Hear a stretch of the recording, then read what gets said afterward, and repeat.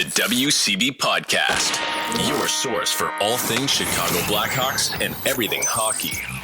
With your host, Jerome and Tanner. Let's do it. Jerome and Tanner. Welcome to another edition of the Windy City Benders Podcast. It's Jerome and Tanner. What's up, bud? Oh, I'm feeling great. Frondell's in town, or I mean, technically, as in the States. He is in the organization. Yeah. Official. Well, I mean, technically, he was already officially. He's got the Hawks head on his jersey on the ice now. NHL.com or NHL Instagram trying to do him dirty with his. That was a rough one. Yeah. Ellie Roy's like, he's got a baby face. Every angle is going to be bad. I'm like, I literally could find 5 different angles that were better than that one. Like, that was just unfair. Didn't they do Bedard dirty on like his rookie season like background photo on NHL.com? He had his weird like how he always does like the dude, they're just really bad at that. I think you could kind of tell by the start of the episode, because I'm going to leave that in there. We're talking about Craig Button's top 10 draft list, that the future is on our minds. You got Frondell coming up. You have the Blackhawks looking just fantastic against the Islanders through 2 periods, with the kids stepping up and making it happen. Youngest lineup in the NHL.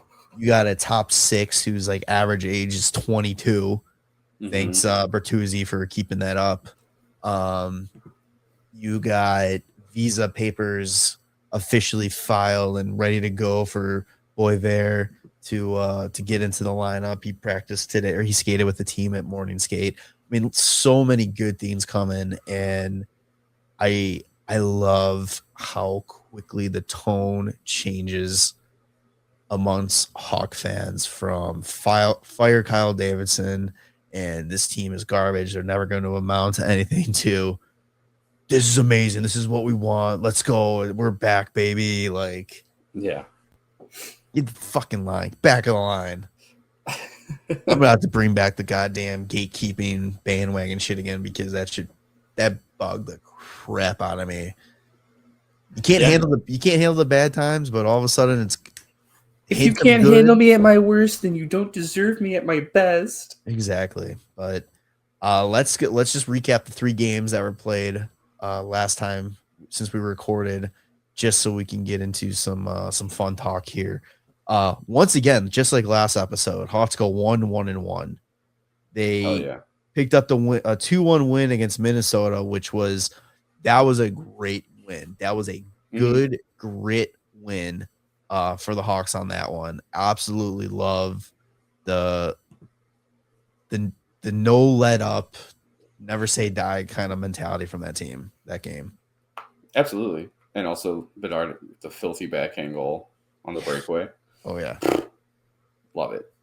Absolutely filthy. But no, it's like what we said, like the previous games against Minnesota, the Hawks were up to the lead and just quit playing.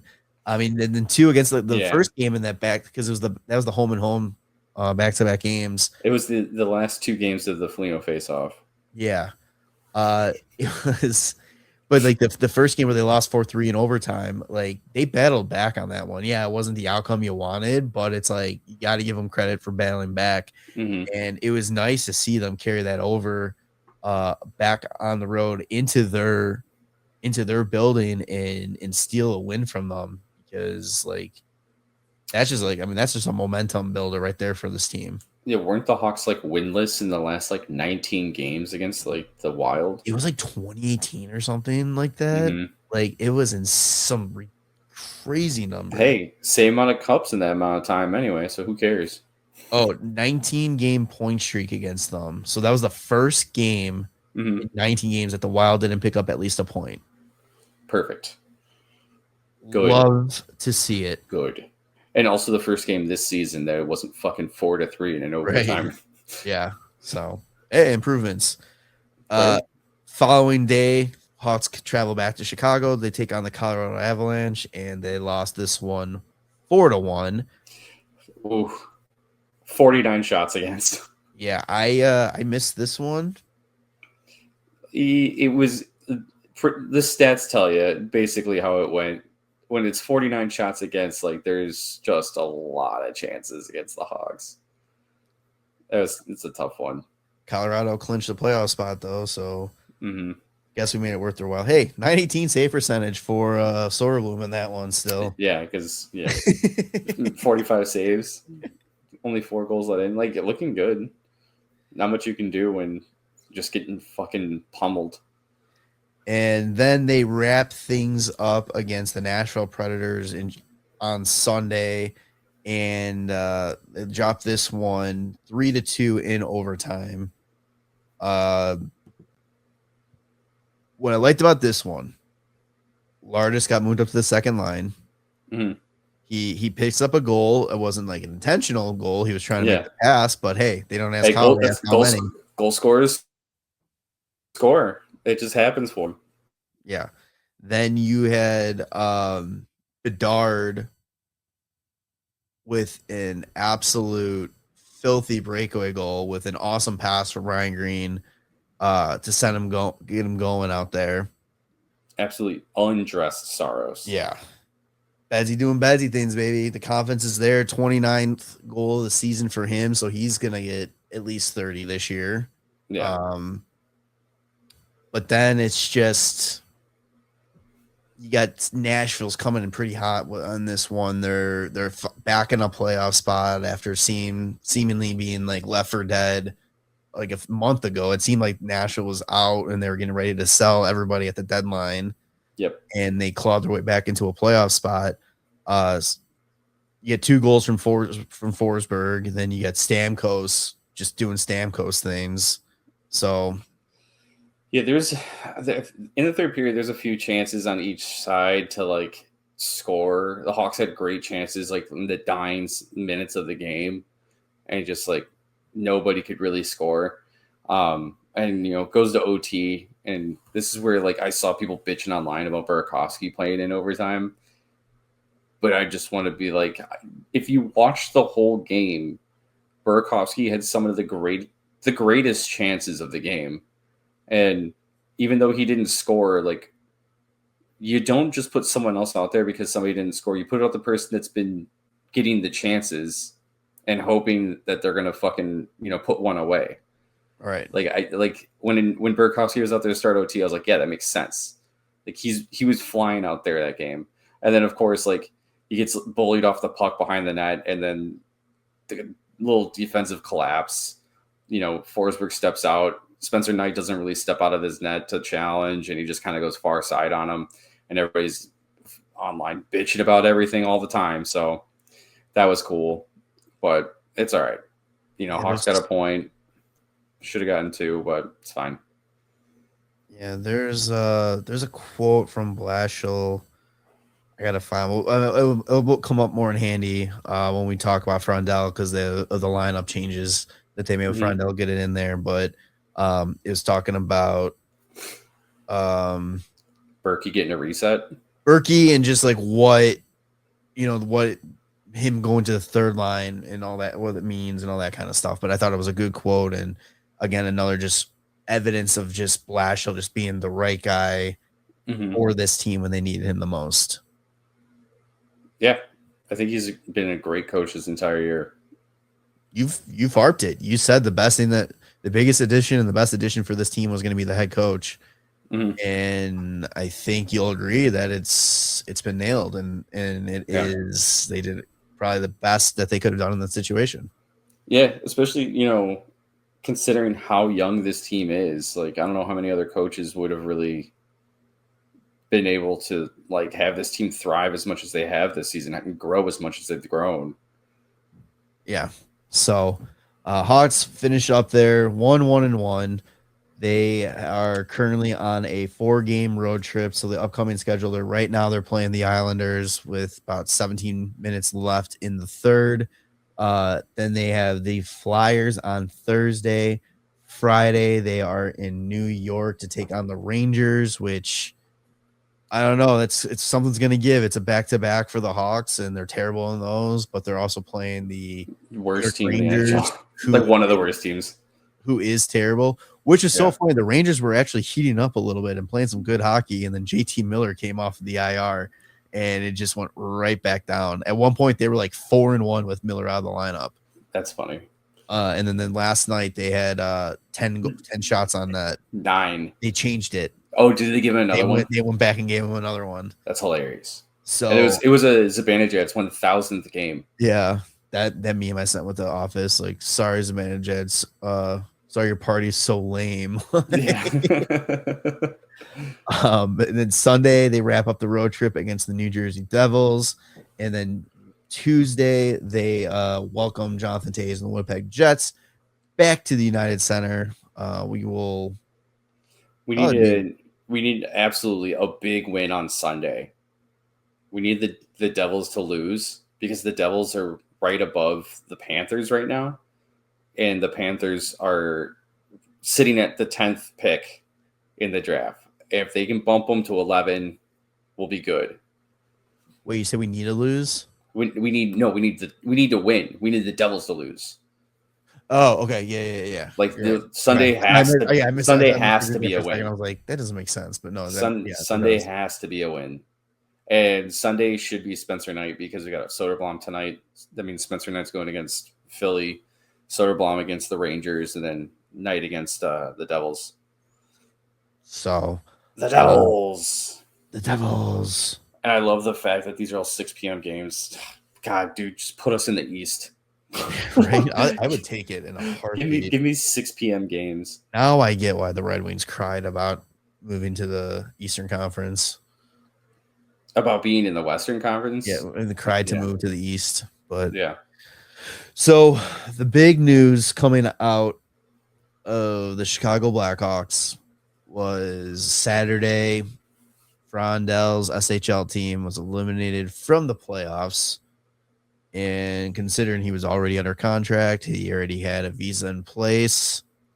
It wasn't if he's going to get out here, it was when he's going to get out here. Yeah, get the plane. Boy, did they work their ass off to get the logistics because he was here, Monday? Yeah. Ooh.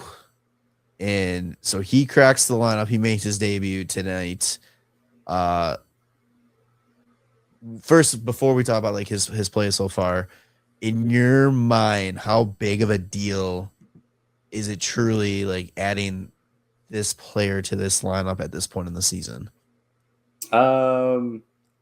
I think it's a pretty big deal because he's going to be like a big piece. He's meant to be a big piece of the future, and scoring 20 goals as an 18-year-old in the SHL is no like fucking small feat. So it's like people should be excited. Like we said, it hasn't been done since '98. Yeah, with Daniel Sedin. Mm-hmm. I found out. So there was he's the 4th 18-year-old to do it. I said the 3rd recently. I think. Now I'm trying to just go off memory. I think the other guy was named Simon Holmstrom. Okay. Let me look that up. But he had done it before Marcus Naslund. Oh man, I don't know. I'll have to figure it out. Yeah, but no, like you said, adding him to this lineup at this point of the season, it's like I kind of said it because I did my little keys to the game video before this one, and it's like there's still a lot of work to be done in this rebuild. This doesn't mean that it's cup or bust now for this team. That we still have got to build around this core and know exactly what we have in the prospects and what we need to do. But I think you can take a lot of comfort in it as a Hawk fan, knowing that we are taking that step in the right direction with another supposed to be big piece in the fold, in the lineup, and playing well. Yeah, I mean, he's looked good so far, which is nice. Glad he's got the assist already off his back, Yeah. I like Bedard's move of letting him take in the open and draw. Oh, is that how he got the ticket? Yeah. No. Oh, it's Tomas Sandstrom. Not even close. What did I say? Simon Holmstrom? Yeah. Cue Dumb and Dumber. I was way off. All right, Zach. All right, Zach. What? What? I'm just saying. It's just so funny. Like, it's like I was trying to go off of memory. Hey, I'm just saying, if I can make a movie reference, I will do it. And yes. Dumb and Dumber right there. Sally, Sammy, Slappy, Samsonite. Thomas. What? I just fucking said what it was. Now I forgot already. Sandine. Sandstrom. Samstrom. Because I'm trying to look up like when he played on Elite Prospects, and like when I put his name in, it says no data found. What? That's fine. Whatever. Anyway, this Islanders game, real quick. Matthew Schaefer. He's so fun to watch. He is. That kid is involved in every play when he's on the ice. Yeah, Frondell just put him on his ass too.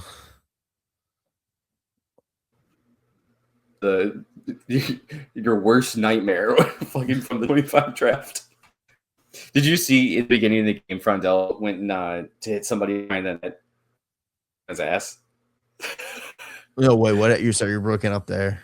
Oh, Frondell, at the beginning of the game, they like dumped the puck in and he went and like tried to play the body and the defenseman just put him on his ass. And I was like, probably got to hit him a little harder. Welcome to the show. I didn't realize like how big he actually was. Like he's a decent sized kid. Yeah, he was like 215 pounds at the draft. Yeah. Like 6'1", 215. Oh, this is where I wish I had audio. Blashill's just going off. Good. Yeah, so Schaefer's 14 minutes and 5 seconds left in the third, and he's already at 22 minutes and 51 seconds of ice time. It's pretty good. And he looks great. So I'm very jealous that the Islanders get to watch that kid every day. Yeah, but we get to watch Bedard. That is true. So they might be a little jealous of that. You can't win them all, you know? No. But this year we could. Yeah. He's still, dude, Blashill's still chirping at the refs. What did we miss? Absolutely love it. But all right, but yeah, Anton Frondell. Yes. 11 games left in the season. What are you kind of I guess this can go even bigger than just him. I guess this can go as a team as a whole. Now that it kind of seems like he's going to be in the lineup the rest of the way. Boisvert's going to get in there probably Thursday. Which is perfect. Yes. Just chucking Ducks in Philly. Let's fucking go. It could, like, it's either Philly or Boston would have been like the most, honestly, Boston would have been the most perfect because he just came from there. Yeah. And you know how they feel about him out there. Yeah. And if there's any BU fans going to the game and they're like upset that he only put up 3 goals this year, and if he just like fed somebody on the fucking Bruins, that'd be sick. You put it in my head, and now I'm kind of like going to be upset if it doesn't happen. If he doesn't have an Andrew Shaw debut game, I'm going to be very upset. Yeah. Fight the first shift and then get a goal later. Yeah. I think it was like his first shot too. He had the goal. Maybe. I can't remember. I just remember when I watched that game, I was like, it was him and Jimmy Hayes making their debut and they both fought. And I was like, what is happening? This is amazing. This is the best. Who are these kids? It's like, this is so fucking good. What are you talking about? But yeah. But all right, back to the original question here. 11 games left in the season after this one. Let's just assume Hawks hold on and win this one. They're up 4-1 with about halfway through the third. What do you like? What do you want to happen? What do you want to see? Like, what is your ideal finish to the season for this team? They win every game and make the playoffs. And let me rephrase that. What is your ideal finish? You mean realistic? I feel like realistic and ideal is the same thing. No, because my ideal vision for this team is to win every single fucking game they possibly play. Realistic. What do you want to see happen? I just want to see the kids just run the show for the rest of this season, whether they win or lose. I just want to see, the confidence being built, the camaraderie amongst the team. You know, the stuff where like if a guy gets hit, like everybody's fucking firing in to take on whoever did it. Love to see some more just filth from Connor Bedard too. I just the chirping of the fucking away fans. Dude, the absolute menace he's become. Yes. And it's the best. Like, I'm trying to think of like a player of his like skill level and like expectation. Has there ever been one of those to talk like to taunt and do shit like that? I don't know. Or like who was the last one to do that? Because it's like for me, and this isn't even just like as a Hawk fan, like I'd have this feeling I would like to say I would have this feeling if he was on another team doing this. Mm-hmm. It's a fresh breath of air seeing that type of attitude and that type of personality. Yeah. In this league that is all cookie cutter, you know, just gotta get pucks in deep, you know, do one game at a time, do it for the boys, you know, same answers and all that kind of stuff. Just the whole like fuck you. I just scored. Yeah. How you like that shit? Pulling the gold chain out and having it flashing out and everything. Like, absolutely love it. And see, that's why we also need Gavin McKenna so that we can just have the two fucking bad boys of super skilled hockey. Bad boys of under 5 or under 6 foot, and they're just Betsy's gonna be out there chirping the fans, and McKenna's just gonna be fucking the McGregor walk behind him. It'd be hilarious. Everybody's just gonna be like, "What the fuck is wrong with these guys?" And then they just go 2-on-1 and score. It'd be sick. That would be unbelievable. But yeah, you're talking about like you want to see the kids take over. So let's just go to this Islanders game here real quick. First goal, Nick Lardis from Nazar and Bertuzzi. Mm-hmm. Second goal, Mikheyev from Frondell. Which Frondell, they brought it up, and I just want to re-bring it up for anybody that wasn't watching the game or didn't hear this part of it. The awareness that Frondell had to look up and see everybody out there was cheating on Bedard, thinking he was going to pass him the puck, and for him to look Bedard off and send it to Mikheyev. That right there is like the perfect example of like, man, this kid is going to be something special. Like, I know it's one play, but it's like, but you know, as a rookie in your first game, it's easy to just be like, oh, I'm going to give it to the best player on the team. Right. But to actually read the play and notice like where your best option actually is, and even if it's looking off of trying to force a pass to the best guy on the ice, like, yeah, like he gets it. And like, he, you know, just not being afraid to like make that good decision. Yeah, it was fuck me. So after that goal, Tyler Bertuzzi got it, but it was assists from Vlasic and Lardis. Fourth goal, Nazar from Lardis, which that was another great play. That fourth goal was Islanders stopped playing because they thought there should have been an icing. Yeah, but the ref called it off the whole time. Yeah, Bertuzzi. Like he's calling that it was tipped, and then they all just stopped fucking skating. So that's their fault. Great play by Bertuzzi to, if he didn't tip it, to make the effort to make it look like he did. Sorry. And then for Lardis not to give up, pick the puck up, like just plowed through. I forgot what defenseman it was, but you know, takes him off the puck, the puck, pick it up, find Nazar in the slot. Like, it's just, that's the kind of stuff like I want to see the rest of the way is no quit. Play until you hear Lardis coming in and being hard on the puck on the forecheck. Like, absolutely. That's part of the reason why he wasn't playing like on like a top line before.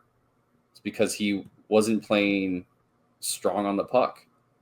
Well, and here's like that argument. People are wondering why was he on the fourth line and all this. When you're on the fourth line, you got to play strong. You got to play tough. You got to, you know, put more body into it. He does his time down there. He picks it up a little bit, and he's had 2 very good games on the second line. Mm-hmm. can you trust the process yet? Yeah. Can you let things develop and not just assume like, oh well, he scored 76 goals last year, let's put him, he needs to be on the top line right away. Yeah. It's a different game in the NHL that is the OHL. You gotta fucking develop and you gotta adapt. And he needed the time to do that. Yeah, you're not out there just trying to like outscore the other team. Like you also got to make sure that you keep maintain possession. You make good reads, good decisions. Like when you're one of the things that they said that he needed to work on was just like, taking a look when he's about to get the puck. Yeah. Like get your head up, see what's going on before you even reach the puck, so that you have an idea what you're going to be doing.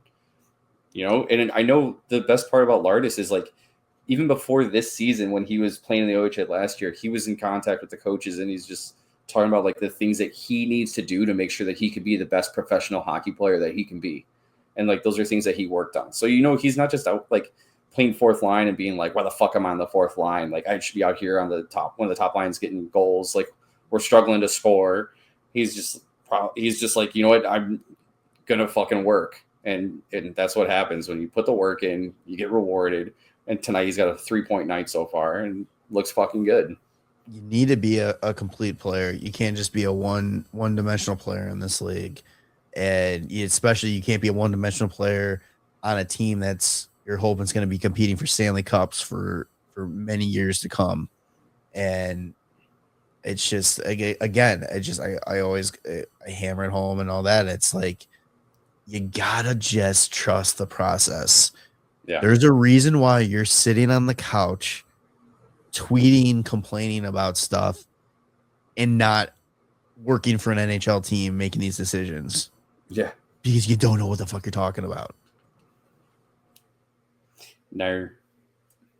And I know we talked about like, oh, these people don't know what they're talking about and all this is this and this. And it's like, I feel we're educated enough to realize we don't know exactly how these things work or like, why the decision will be made, but we can grasp why they're being made. I can understand like what the process is of these situations. Yeah. I mean, like you don't just look at it for face value and be like, well, this guy scored a lot of goals. Why is he playing fourth line? You got to be like, okay, like there's got to be a reason for him playing fourth line. And it's the same with like, why was Reichel playing fourth line? Well, it's like, yeah, because he's not, he's not being consistent. He's not playing confident. He's a liability. And then all of a sudden everybody's like, well, he's a top, like he's a first round pick and all this shit. It's like, doesn't matter where you're at. Doesn't matter what you've done. It's about what you're doing now. So take that for what it is and just calm the fuck down. Everything's going to be fine. Yeah. So going back to we're talking about Burakovsky. He gets moved down to the third line for this. Cheers across the internet and all that. What Blashill had to say with it is he tracked extremely hard. He stopped in D zone. He's done all the things I've asked of him. Production hasn't been to the level he expects or we want. It's a chance for him to give us some depth scoring down the lineup a little bit, which is what we need. So in a way that's kind of opening him up to, and it's so weird saying it because he's a vet. He's a 2-time Stanley Cup champion.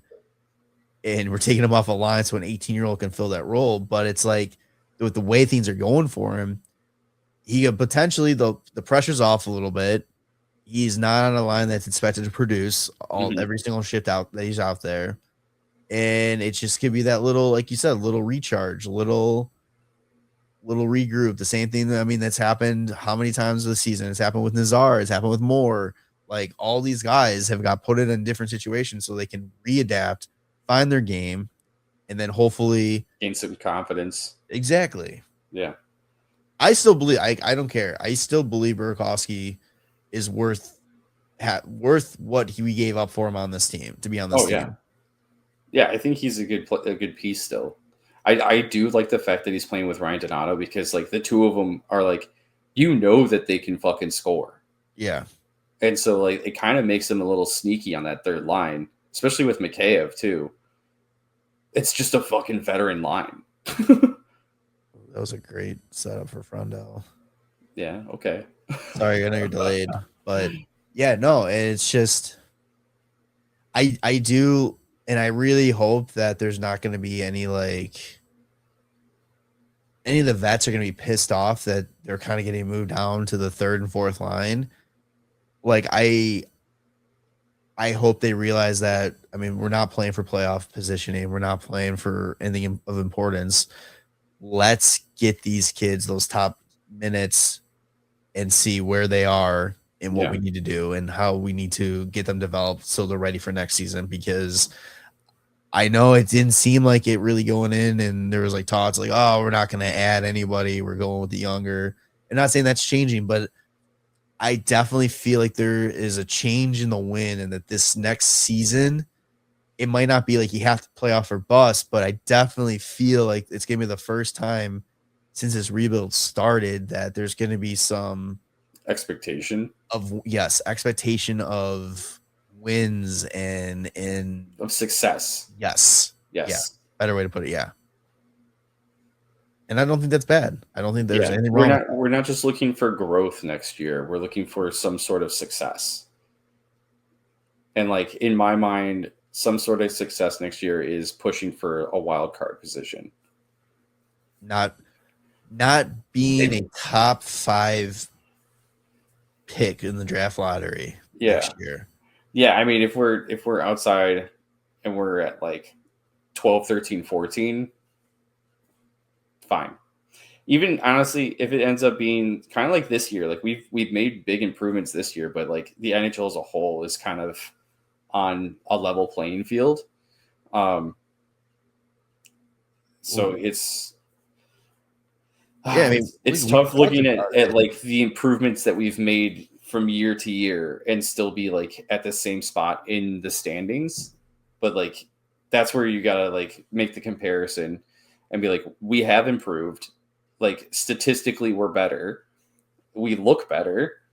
And it's just, you know, like I said, the NHL as a whole is just more of an even playing field. So everybody is kind of around that same area. I mean, take away the Rangers and the Canucks. Like, everybody's been playing well this season. Mm-hmm. I mean, Calgary, they're tied with us right now in points, but they go on their stretches. Like right now, they're playing 500 hockey. They've won 3 in a row. Fuck. You got St. Louis, who they're 7-1-2 in their last 10. We talk about Nashville, like they come out of nowhere. Like it's just the parity of this league is just so much better. And it's really gonna show that it's like the importance of growing this team to last long is gonna benefit big time. Oh, did they just allow this goal? Do they? I don't know. Because on the NHL app, it still shows it's 4-2. No, they're doing it. Oh, weird. I don't know. They were getting ready to pull their goalie too. Ooh, that's funny. Patrick Waugh special. But it's like you gotta. That's another reason why it's like you gotta be patient with this rebuild, because it's easy to be like, all right, oh fuck me. What? Oh, okay. It's easy for you to go all in, mortgage the future to win now. Yeah, move all of your pieces for Nyes and Robertson, and it's like, okay, great. And then now we have no future. And you're back to square one with the rebuild. Yeah. So it's like we're at the end. The light is there. The tunnel is getting bigger. The exit is within sight. Just relax now. Yeah. Don't fuck this up. Just enjoy the fact that this team is just all these players are getting better and they're doing it together. They're growing as a team. And they're having fun doing it, man. Yeah. Oh, yeah. And it is going to get even better because our prospect pool is so deep. And that's why we're going to head to the farm. Oh, I was gonna say when Okay. Boisvert gets into the lineup this week, I think that'll make. I looked at it earlier. I want to go off the top of my head. 7 first-round picks that Kyle Davidson has made on the roster. Isn't that Currently? great? When Boisvert gets in the lineup. Ooh, buddy. Because it's Nazar, Rinzel, Levshunov, Bedard, Frondell, and then who am I missing? More, but he's injured. Moore. Oh, that's right. Yeah, Oliver Moore would be on there too. He is hurt. And then Boisvert makes 7. So we've had 7 first-round picks play this year. Yes. Yeah. Yeah. But he's bad at drafting. And Terrible. He's a bad GM. So Terrible. Let's see how bad he is at what some of his other picks are doing so far. Oh, for sure. It's been a minute since we used that. Hey there, ho there. Welcome to the farm. Fuck. I clicked off of it. Anyway, like we know, Frondell makes his NHL debut. He finished the season in the SHL with 20 goals. He had a goal and assist, or a game-winning goal and assist in his first playoff game in the SHL. And he's got a fucking assist in his first NHL game with a possible empty netter. Who knows? Anyway, so CHL, the Canadian Hockey Leagues, those, I think they're all done, right? All of them are? I believe so, yeah. In the OHL, Merrick Vanacker and Jack Pridham go 1 and 2 in the goals race. Like, that's kind of sick. It's a little bit more impressive for Vanacker because he's, 18? That's what, 47, 46, right? 47 and 46, yeah. He's 19. I think Pridham's 20.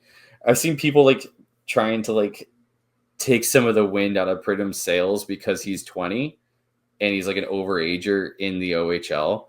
But I just want to point out that last year he started the season in the BCHL and then made his way to the OHL and played really well. So it was really his first full season in the OHL.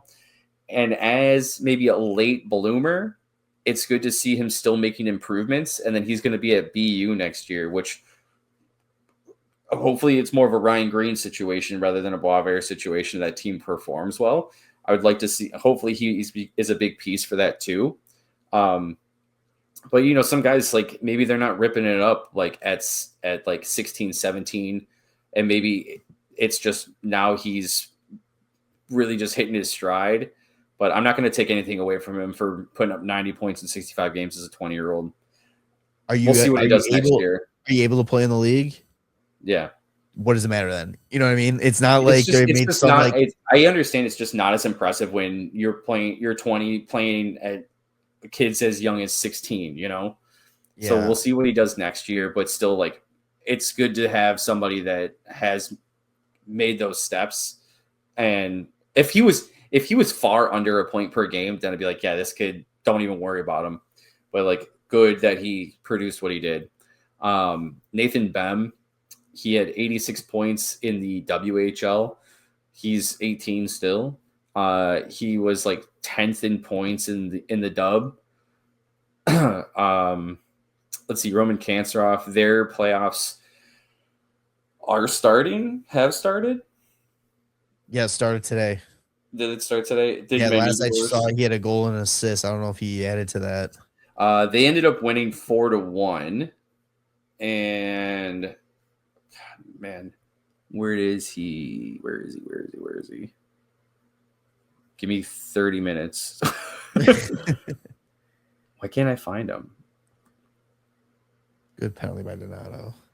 You said he had a goal and an assist? I saw on Twitter it said that. Where is Kanserov? I don't even see him in the lineup here.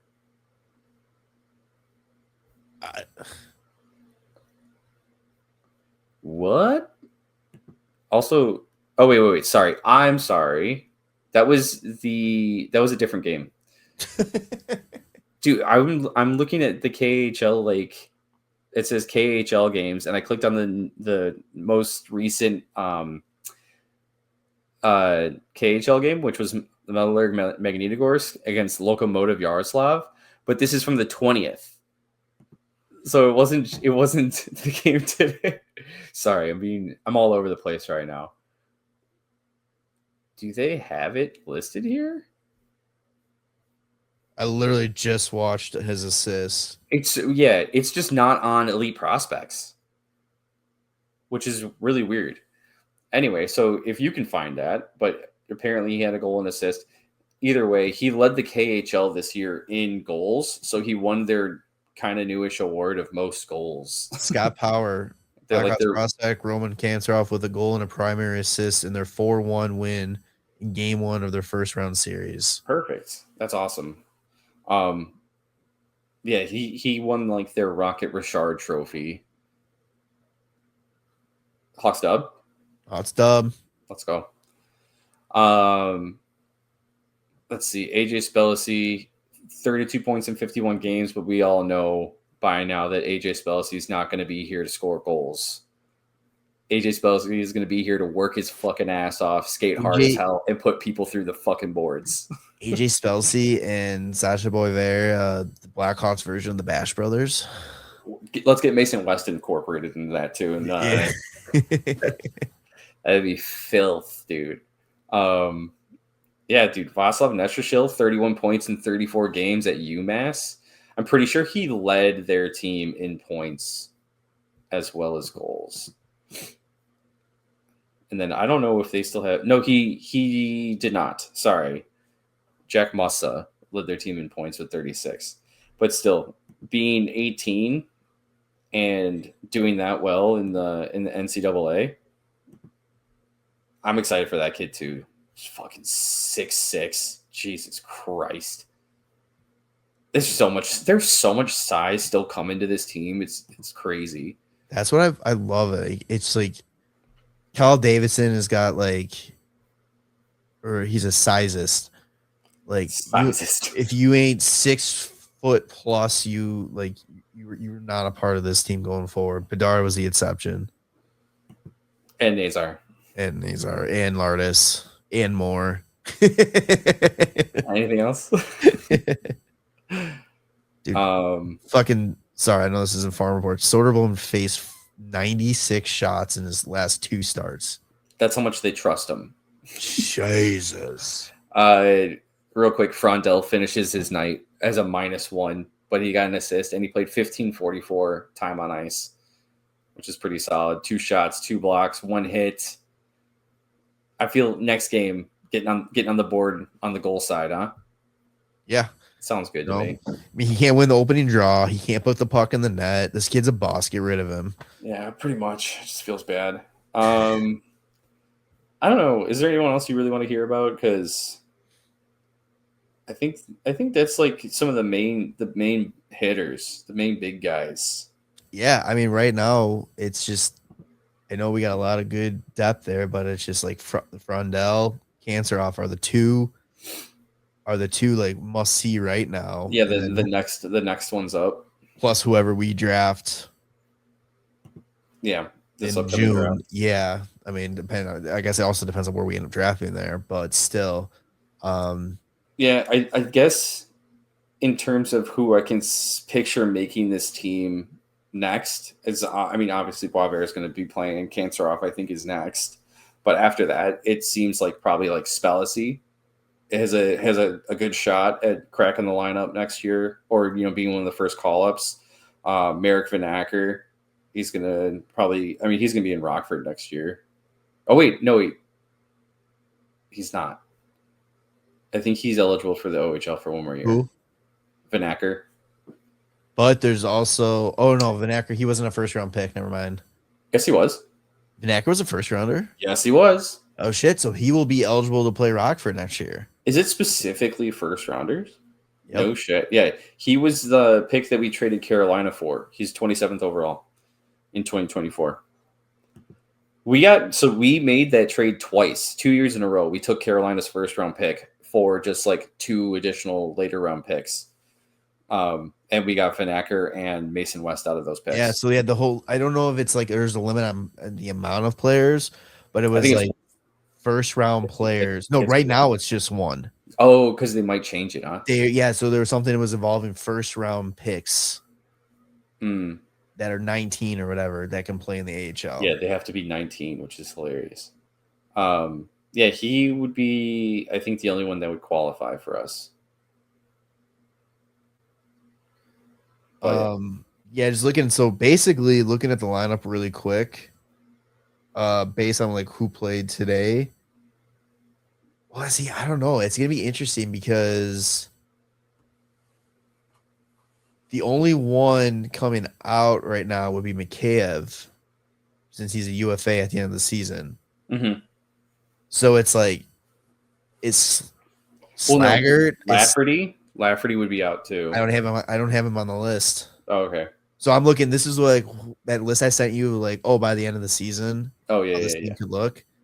I'm kind of going based off of that. So Frondell, Bedard, Green, Bertuzzi, Nazar, Lardis, Teravainen, Donato, Burakovsky. And then it's Blank, Boisvert, Slaggert.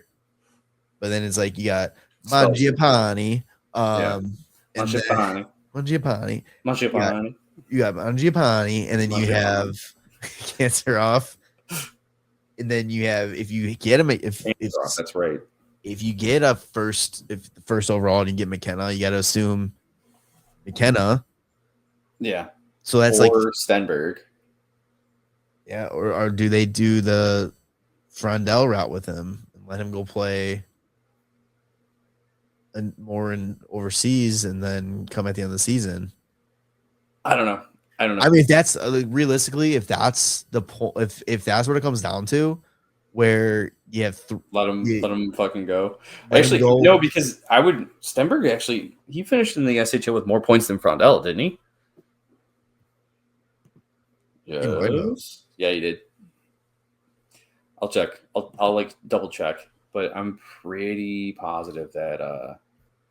So you're almost gonna have to move a Burakovsky, Donato, Teravainen. Here's the thing: you also still need to make sure that you have enough cap. Yeah, so that's like it's a weird kind of situation. Yeah, Stenberg had 33 points in the SHL. Not much more, but he had more. Right. He had 11 goals, 22 assists, and then Frondell had 20 goals and 8 assists. What is a 17-year-old? Yes. Why are they not making a bigger deal about that? Or are we just seeing more about Frondell because of his Chicago? Because of Chicago. Okay. Yes. He's filthy.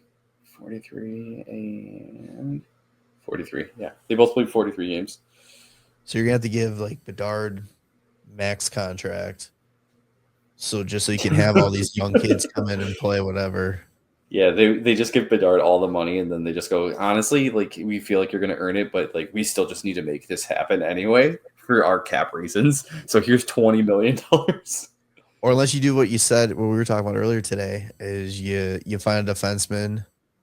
Or you bring back Foligno, but you're like, Foligno, hey, like you don't even have to dress, bud. You can just hang out in the locker room, but here's $9 million. Yeah, this is going to get interesting. I mean, because you have all these kids that are like not like a bunch, but like we said, that's at least 3 potentially that are ready to make the jump. 4 spell C. Yeah. Well, dude, because then everybody that's already on the team, the only person that really needs a contract is Bedard that would get paid. I mean, Del Mastro needs a contract and Korchinski needs a contract too, but like those guys aren't going to be nearly as much as, multi-millions to get you near the cap floor.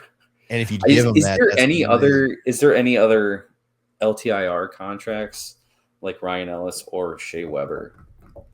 Alice Pertangelo. Yeah, but he's still trying to play. Yeah, but as long as he's on Vegas, they ain't gonna let him. Vegas is fucked with the cap next year. Yeah. So, but that's the problem. Like, he's not like retired, like LTIR retired. If he was legitimately like that's it, he can't play anymore, then I'd say get that contract for sure. We literally just said not to do this to mortgage the future, but it's like you might need to just be like, all right, let's move some of these prospects. Let's get like a Jason Robertson. Yeah, for cap reasons. Yeah.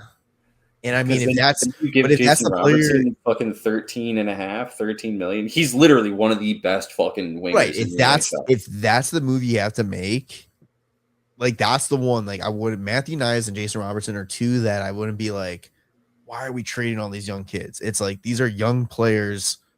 I mean, Robertson's proven already. Robertson is like like Matthew Knies is nice. The contract that he has is like the best part, but Jason Robertson is by far a better player. Oh, like by a mile, like a better player. I would like if you're gonna move a bunch of assets, and it's gonna probably take the same amount of assets to get Robertson as it would for Knies. Get Robertson. Oh, 100%. It's Robertson the Knives. Like that's my like. Well, but it's like the gap for me. It's like it's huge. Like I get Knies is a good power forward, but Jason Robertson is like he's such an elite fucking player, dude. The thing is with Knives is he's 23. Yeah, he's locked down. Yes, that's the big part of the trade acquisition would be the fact that he's already locked in at a really good contract. And you're trading for his potential, basically. At this point, honestly, if Jason Robertson doesn't end up with a contract, which is very likely, if the time is just clicking down, well, he's still an RFA, I think. Yeah, he is. Fuck. Offer sheet. Because you could offer sheet. We have the picks to give up. Yes, you could just either that's a lot of picks though, and you could end up getting fucked like how Florida would be if they didn't have top 10 protection. I'm not saying though, like we got to see what like the range is. I'm not saying go and do the 4 first round picks. That's exactly what it would be. I think if you're gonna offer sheet Robertson, like you're gonna have to sign him for like 13. What is the offer sheet compensation? It's like anything over like 8 million is like the first, like 4 firsts. But you could 11, so it's over 11.7 is 4 first. Is it really? It's 11.7. That's fine. Yeah. So give them 11.69. But this is for this season, so I'm sure that's going to go up more with the cap going up too. Yeah. But it's like honestly though, it's like what you can do though. I'm saying you go to that tier where you give up, what is it? 2 first and a second and a third, the one that's right below it. Yeah. We have the capital from other teams so it's like we're not losing picks. We'll still have picks to make in those rounds. You either get a great player at a great contract or you put a division rival in a very tough cap situation. Yeah. Which I don't know. It depends. Like, wait, actually, what is their cap situation for next year anyway? What are they like as of right now? Their projected cap space is just under 15 million. Is that with Sagan? Probably. Because I don't think that counts with like any injuries. It's if everybody's like healthy. According to cap wages, it says they have just under 25 for next year. Yeah, Maybe. But is that because Sagan's out? Yeah, so that's not including Sagan. Okay, which it's just he's on season-ending long-term injured reserve. That's it. So take away about like 9.8. It's not. Yeah, 9.85. Yeah. So that's probably what it is because it's 14 on here.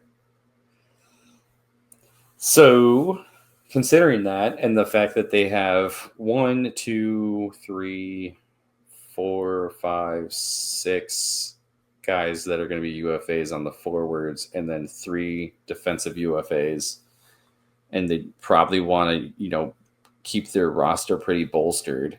You got 4 RFAs. You got your captain. You could honestly probably have it would in terms of like trades. You can probably get Jason Robertson for probably a little bit cheaper than you could Matthew Knives. Well, that's yeah, and I also think like that's the thing you got to do. It's like, hey, let's make this deal right now. We'll toss in a player, like a prospect that you know you can build up to put it in there, and that's a cheaper option for your roster. Or we'll just come take him. And you have draft picks, and you got to build something up. Yeah, and I mean, like Kyle a guy Davidson, like take a page out of Menace Bedsy. But you could just you could really capitalize on like a Bertuzzi season right now because he's still locked in at 5.5 for 2 more years after this year. He only has an 8-team no trade list starting like July 1st. But he's not allowed to go to any other team that's not Montreal or New York. Yeah, that's not a real life situation, but I understand. But like if Dallas is still trying to be competitive, you get a guy that's coming off of basically a 30-goal season. You can probably get a decent prospect that is close to NHL ready, and you can get like another pick or two. What prospect would you get? Would you feel comfortable giving up right now if it meant bringing in like a Jason Robertson? Oliver Moore. Finally on my side. I've said this before. I would give up. All right, so out of like the prospects, I'd give up Lardis, Slaggert, Moore, Green, Boisvert, guys that are still like maybe even Canceroff. I totally forgot about Moore when I was reading off spots for next year. Yeah. Though I do Oliver Moore with Nazar and Lardis, that'd be kind of sick. It's fun. It's fun to watch, but this is so silly though too on fucking Puckpedia. Current cap space for the Hawks because it accrues throughout the season. 106 million. Oh god, that's fucking hilarious. So the Hawks have just over 42 million in cap space next year. Yeah. That's great. Big fan. You think Dallas would take like Mangiapane? No, I don't think so. Unless like it's at half retained. But even then, like, does he fit into their lineup anywhere? Yeah. No, I'm just looking at like this, and his name popped up, and I was like, yeah, he's a cheap option. Who maybe he finds his game, and at the deadline, it's one of those things. But I'm curious if like anyone's ever tried to work out a situation where, or if this is like cap circumvention, if like you sign somebody at free agency with the purpose of giving them a bigger contract to retain half of it immediately and make a trade. yeah, I'm sure there's rules against that. It probably is, right? Like, how funny would it be if we were just like, oh, like, who's this player that you really like that you wanted to, that you can't have right anymore because you run out of cap space? Okay, we'll sign him for like double the amount that you have available, and then we'll trade him to you at half. Dude, I would offer sheet Robertson. Yeah. I'm looking at this. So it would be 2 first. Yeah. So that'd be 27, 28. Which fuck them picks now. Which more likely, but then it more likely gets replaced by Florida. Hopefully and not. Edmonton's. Okay. Yeah, but hopefully not. But I mean, let's be realistic here. Yeah. Edmonton and Florida's picks will replenish that. Yeah. Then you give up, is it next year's second and third? So then we still have Vancouver second, which at the rate things are going is going to be a better second than what we have. It's going to probably be like the 33rd pick. Yeah. You know? Yep. And then it's like the only we won't have a third pick then, but a third round pick, but at a time when it's like ready, it's like, all right, let's go. I'm trying to think too if like those absolutely have to be.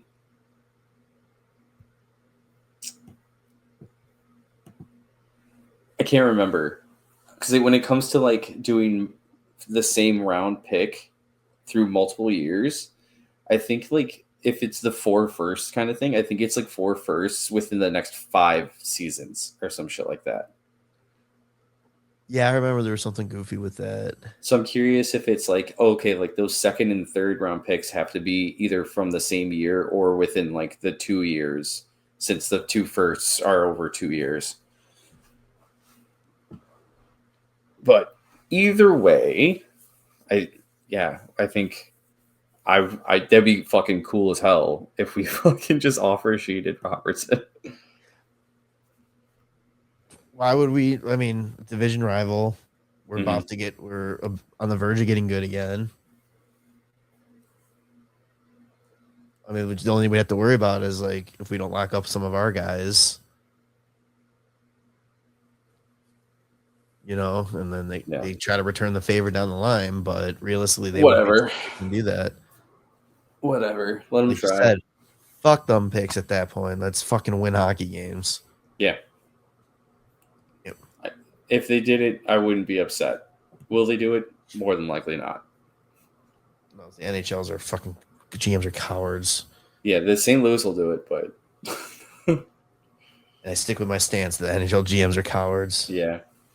I think what is it like? St. Louis has done like 20% of like offer sheets in the NHL since they've been around. Like the ability to offer sheet. Dude. All right. I was going to say, do we have anything else? No, but I just opened up on this Hockey Forever Instagram account. An anonymous NHL awards voter said he wouldn't vote for Nikita Kucherov for Hart because he had a 2.5-week break while everyone else was playing high-level hockey at the Olympics and came back tired. What a dumb fucking reason, dude. There's so much Nikita Kucherov hate, which is so stupid. He's so fucking good. He's like so retarded. He is legitimately that quote of like he's your favorite player, like your favorite player's favorite player to watch. He's like the Datsuk. Yeah. He legit he's like, Russian too. Dude, you ask NHLers like who's their favorite player to watch, 90% of them I guarantee is like Kucherov. He's sick. He's a sick man. 4 points the other night against Edmonton with his first shorty of his career. Dude, he is so good, man. He is unbelievable. But all right, let's wrap this up. Episode 359. What do you want to call it? Frondell these nuts. I love it, but no, we're not doing that. Fuck, that's it. That's all I can think of now. You got to do it. Not doing it. I can't do it. I keep wanting to do like the futures here, but it's really just like I'm so excited. Exciting times. Fucking. What is it? How about just all we needed was Frondell? It's new rookie week. Frondell, you glad we called him? Like like orange, you glad we didn't say banana or something? Oh my god! Just say, yeah, just be like fucking Frondell time. I literally was just about to say that. Okay, Frondell. Nice and easy. Frondell these nuts though was better. It was fantastic. I just know we can't get away with that. All right, make sure to follow us on your favorite podcast feed, Apple Podcasts and Spotify, the big two. Full episodes are on the Inside the Rink YouTube channel. Clips and all that will be on our YouTube channel and social media at WCB Podcast. And we will see you on the next one. All right, love you boys. Bye.